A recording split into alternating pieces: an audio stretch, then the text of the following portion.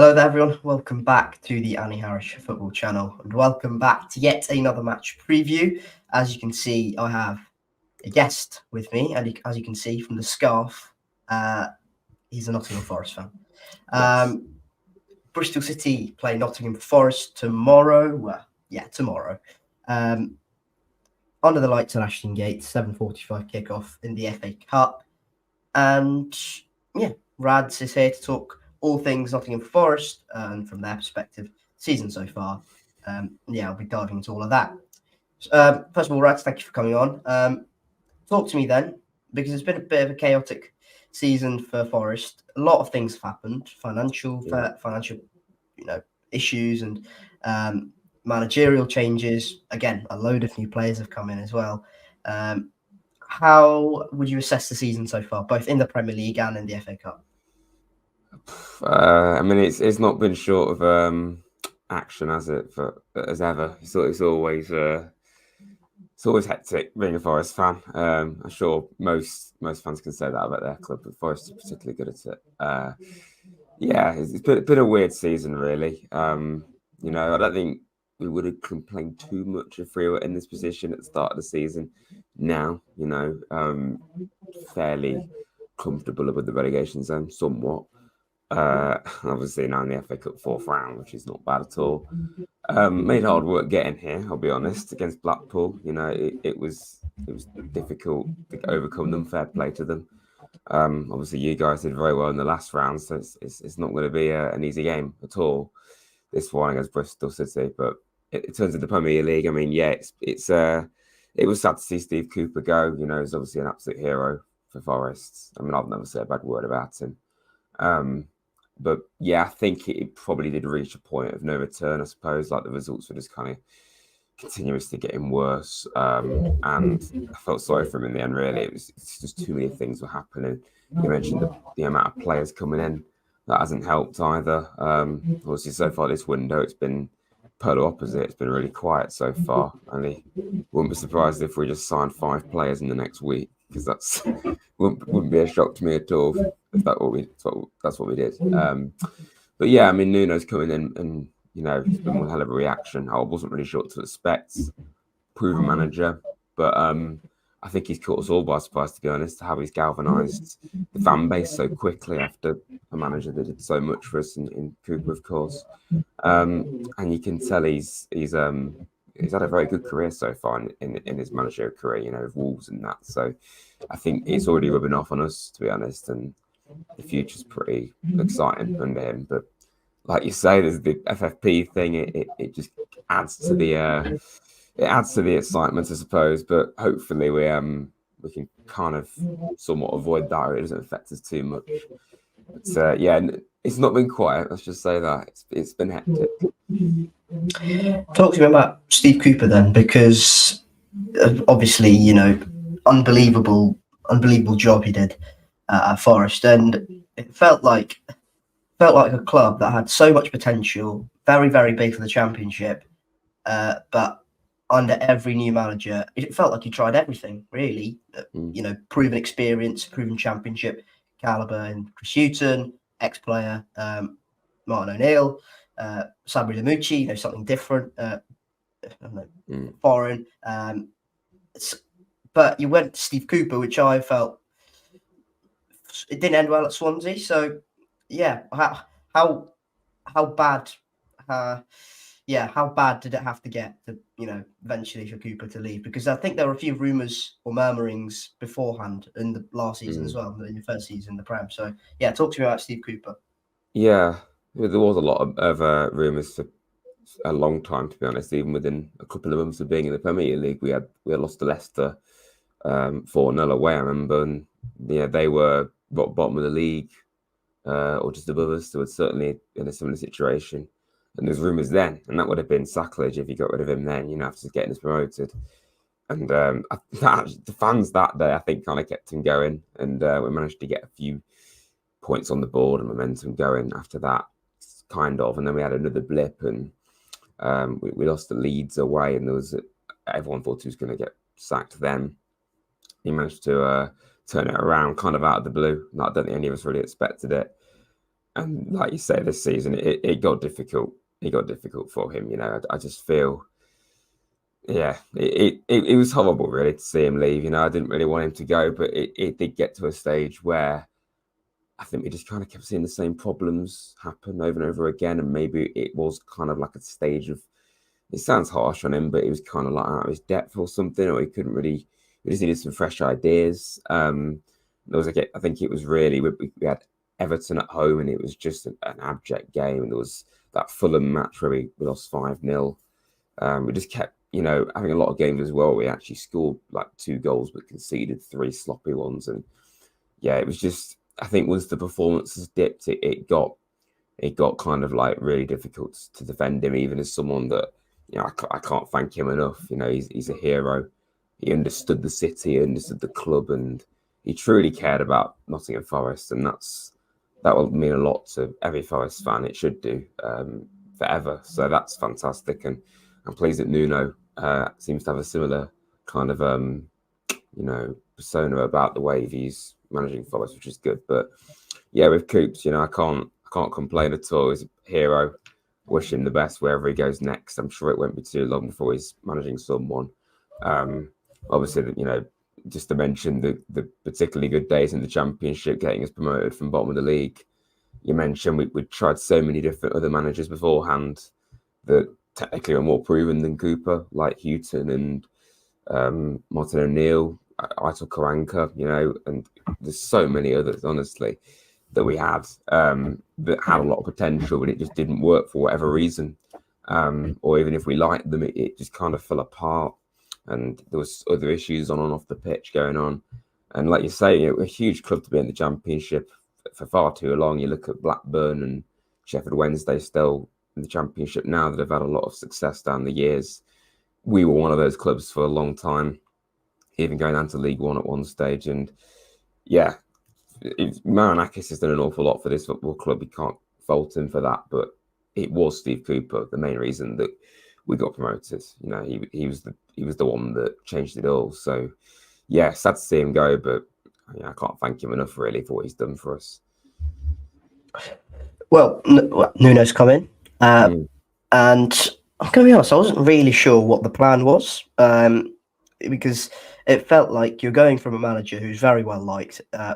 Yeah, the football was a bit stodgy at times. It was a bit of a tough watch, and you're going to a manager who is kind of well renowned for his defensive work and his ability to just grind games out, especially at Wolves, where he was really, really good at that. Tottenham, it didn't quite work out, and then he went to Saudi, didn't he? Where it didn't work out eventually in the end. So it felt like a bit of a risk, and the fact that Forest were really, really close, or if not in the relegation zone, it felt like I'm not sure. It felt like it was a bit of a risky appointment, but if it worked, Nuno's actually quite a good, wealthy wealth of experience in this league.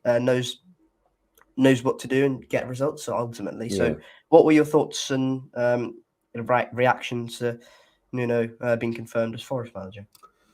Yeah, it was a very mixed reaction actually. I think from a lot of people. I think some were really excited by it, particularly looking at his time at Wolves. Obviously, it's very impressive.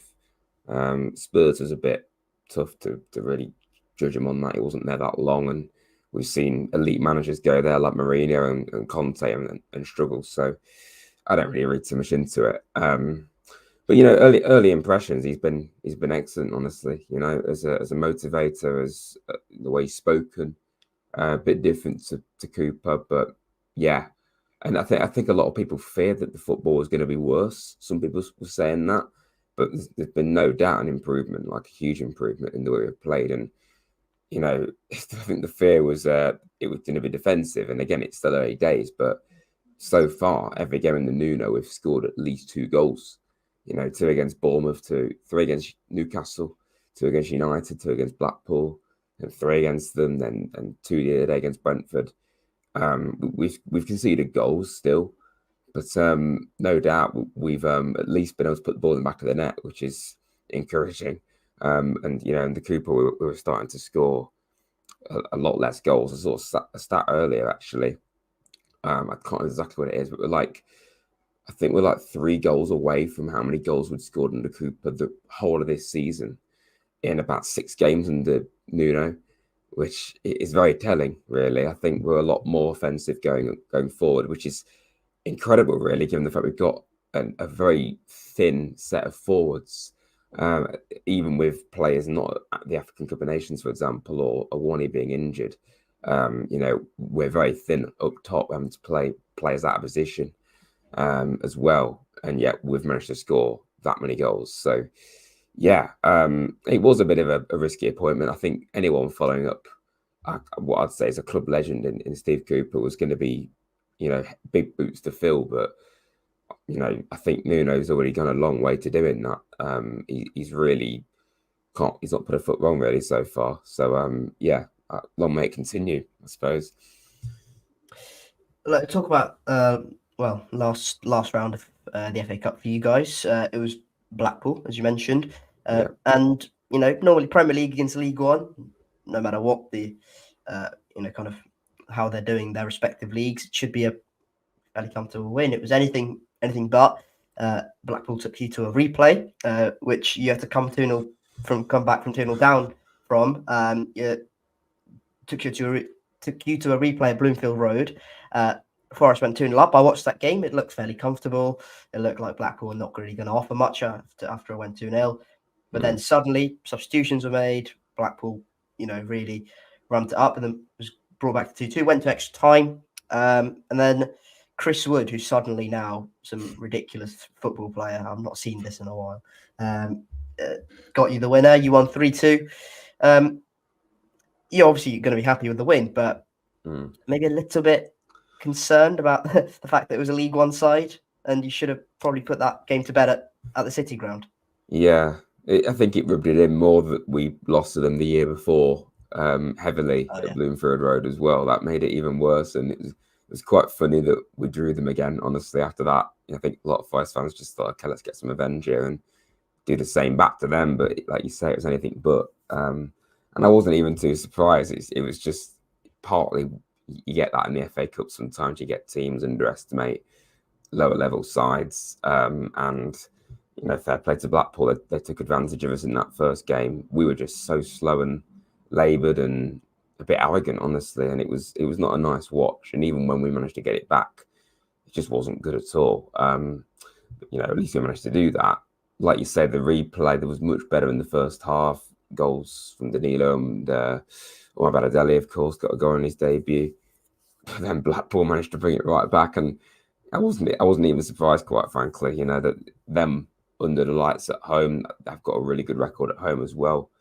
Didn't really shock me, and even though Nuno got that win at Newcastle, and we've been slowly improving on the road, our away form's awful for a long time, so I wasn't too shocked to see us struggle away again.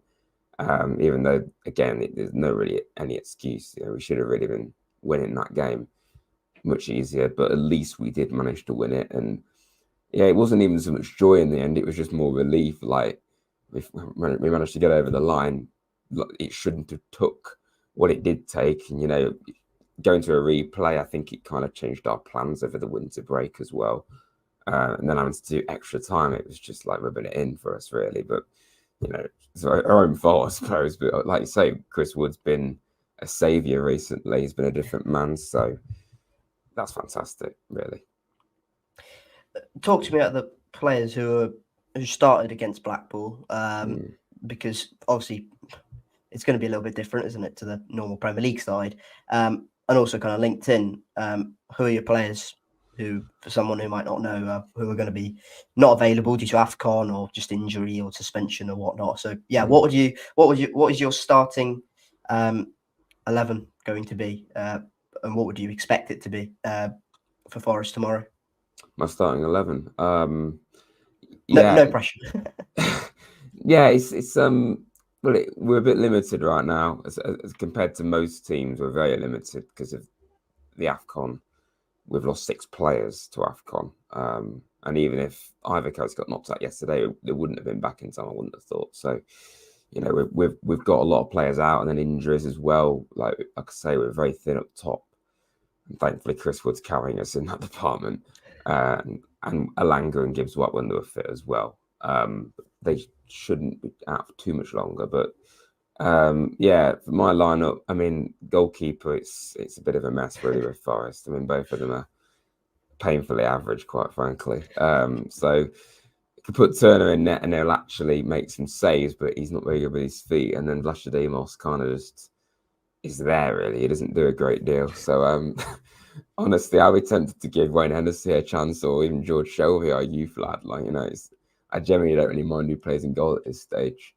I'd probably just pick Turner, to be honest. He's the best of an average bunch. Yeah, fullbacks, probably go with Montiel. He's been good this season, World Cup winner. To be fair, he's only just come into the team regularly and played. He's done well. Left back, I'd go with Toffolo. He's been revelation this season. Centre backs is a bit thin as well right now. We've not got Niakate or Bolly available. Felipe's been injured most of the season. Wall and McKenna are kind of up in the air where they're going to go. So it's basically just Murillo, who's this Brazilian wonder kid. And I'd probably, if we're going to go full strength, play on Balotelli, who's finally playing games and doing well. So I'd probably play him, to be honest. It's interesting, the shape, because like the attack is so, like I say, it's a bit all over the place. So yeah, I go with Yates in midfield with probably Danilo and Mangala. We haven't got Sangara at the moment. He's at AFCon. Cuarte's at AFCon as well. Dominguez is now suddenly playing on the wing. He's normally a midfielder. He's actually doing well there, to be fair to him. So may as well just go with that. And you got Hudson Odoi, but he's been very anonymous, to be honest. It's a shame. He's kind of struggled a bit. So you know what? Actually, I'd play Brandon Aguilera, a really good young player we've got coming through. I'd give him a start definitely against, not just because it's the cup. I just think let's give him a chance. He's clearly got ability, and Chris Wood. I think I'd go with that. I think it's probably the best we can do right now. I think typically we'd have like Morgan Gibbs White and Alanga in there. Maybe Sangara in the future. He's been a bit up and down. Ideally, probably like Niakate for Balotelli. Maybe Ola Aina would be in there. But ideally, I just want a new goalkeeper to come in and another forward. And we've been linked with a couple of players this week. So that hopefully that's going to change within the next. We've got one more week to make transfers. So hopefully we can get something over the line. But yeah, the lineup, it's kind of just who we've got available, really. So Gibbs White and Alanga are not going to be available? No, it looks unlikely. Yeah, big blows, but big boost for you guys. So thank God for that. Yeah, otherwise we'd have got ripped apart on the flanks. So for tomorrow's game, how confident, without sounding too arrogant, how confident are you for tomorrow's game? I'm not even just saying this. Honestly, I generally am not that hugely confident because it's the FA Cup for starters, and it's a different sort of competition.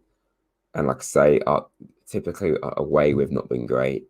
I mean, if Bristol City had just won against like a non-league team in the last round, I probably would be pretty confident, I suppose, being a Premier League team. But that was a fantastic game against West Ham. I watched most of it. You deservedly won that game. So if you can beat West Ham, there's no reason why you can't get another scalp. Hopefully, for my sake, that doesn't happen. But it's not going to be easy at all. And whenever we play Bristol in the Championship, it was always a tough game for us. So yeah, I've got a lot of respect for how you've done in the cup and in the last round, and you've got some genuinely good players coming through, I think. So I know you're kind of stagnating in the league a bit, as you typically tend to do for the last quite a while now. You've always got that in you. So I've always looked at Bristol City and seen that you've got an upset in you at most moments. So I'm not like hugely confident. I feel if anyone is going to win, it should technically be Forest because we're in the league above. But it never goes as easy as that. It's tough to call. I think you'll definitely give us a really good go, no doubt. So yeah, I'm looking forward to it. But I'm not like saying, we'll win 4-0. I don't think it's going to be straightforward. Honestly, I think it's going to be a good cup tie. It's interesting you mentioned that actually, because before the West Ham game at Ashton Gate, a lot of West Ham fans were not confident. Obviously, they had massive injuries. Paqueta, Kudus, Yeah, Bowen was not there. Some other centre backs were not there. So a lot of their star players are not there. But they also said, just generally, don't really turn up in these sorts of games. I think we'll be very physical, and that's weird because if you saw us play against Preston and Birmingham and Millwall, we got utterly bullied off the park. yeah, So the fact that we went and bullied West Ham basically for 90 minutes and didn't really give them much of a breather, especially in midfield. It was quite interesting. It shows, I think, the gap in terms of physicality from the Premier League down to the Championship. I know Forest have been in the Championship a lot more recently than West Ham have been, but this is a completely different squad, isn't it? So yeah. it's kind of incomparable in that sense. So score predictions, if you want to stick your neck out on the line, for that Oof. from that perspective, what would you say? You can give me two predictions if you want, head and heart. I don't mind. Honestly, part of me sees it going wrong because it's just Forest, and like what you did against West Ham in both games, you held them away as well, which is arguably even more impressive. So, We should have won that's that game as well. yeah. I think you should have done. Got some good players coming through. Honestly, I like Scott Twine. That's a good signing. It's a really good signing. Conway up top. I know he's doing well, isn't he? I don't know Who? as I well don't, I as don't, I don't know you. who that is. I don't know who Yeah, that is. I don't know. you've got players that can Hands hurt off. us. Regardless of what league we're in compared to Bristol. It's If you're a Bournemouth fan, I'd just end the stream right here, but you're not, so it's all right. all right, yeah, they're linked with him then. No, they just take all our best players. Oh yeah, well yeah, Alex Scott. Yeah, sorry to mention that. But It's all right. I go for partly biased, but also I'll just say 2-1 to Forest. But I wouldn't be surprised if Forest made hard work of it at all. And that's not even like downplaying Bristol at all. Like, Blackpool League One, there's no real excuse. But if you're thinking about it, we're like bottom end Premier League. You're in the top 10, aren't you, in the Championship, or near it? I'm not actually sure where you are in the We're Championship. 13th. Oh, you think? Okay, I thought you were a bit higher than that. But the fact that you managed to beat West Ham, I don't think it's going to be straightforward. I think it'll be a good cup tie. So Yeah. Well, let's hope you're right. I think it'll be tough for Forest, but if I'm being realistic, you should win, shouldn't you? But yeah, again, injuries and AFCon, you never know. It might be a good time. Might be a good time to play Forest, but we won't be playing Scott Twine. Mark Sykes is not going to be available. Who's the other one? Someone else is not going to be available. I can't remember. Joe Williams, who's been our best midfielder for a couple of months. He's not going to be available, and he's basically he provides the balance really in our midfield. He provides that kind of bite. And apart from that, we have decent players who can like run and are good on the ball. But Joe Williams just adds a little different and provides that balance. He's not going to be there. So that's three pretty big players actually who are not going to be available for City. And Sam Bell is probably going to start, and he's not really had too much game time from the off. Mehmeti's been hit and miss. He turned up against West Ham, to be fair to him, but it's not really worked out so far. And yeah, basically, either you outrun us in midfield or you outnumber us in midfield, you'll win the game quite comfortably. Because as much as I like Matty James, he's not going to be trustworthy in terms of running around and doing that sort of stuff. But yeah, I think that's it. Thank you very much for coming on and giving us all a Nottingham Forest perspective. Let us know let's all know where you can find yourself on the old YouTube. Yeah, I'm rad. So please come over and subscribe. I do similar content to Annie here, really. So it's about Forest in particular. Vlog the games and typically do like tactical videos or transfer videos. So just you'll get a bit of everything really. So please come over and subscribe. Not too far away from 6,000 subscribers, so please come and help, and of course help this channel out as well. Make sure you subscribe here. So It's done my work for me, actually. I'm not that professional, but yeah, do check out Rads. Yeah, get him to 6,000 very soon. And yeah, even if you're a C fan watching this, I'd give it a watch. It's very good. That is it. Thank you very much for watching, everyone. Before you do go, hit the like button if you haven't already. It helps the algorithm. And subscribe, as Rad has said, to the Irish Football channel. Hit that red button. Then you can hit that notification bell where you'll get notified every time I do upload. So please do that as well. Thank you very much for watching. Keep safe, and I'll catch you all later. Cheers.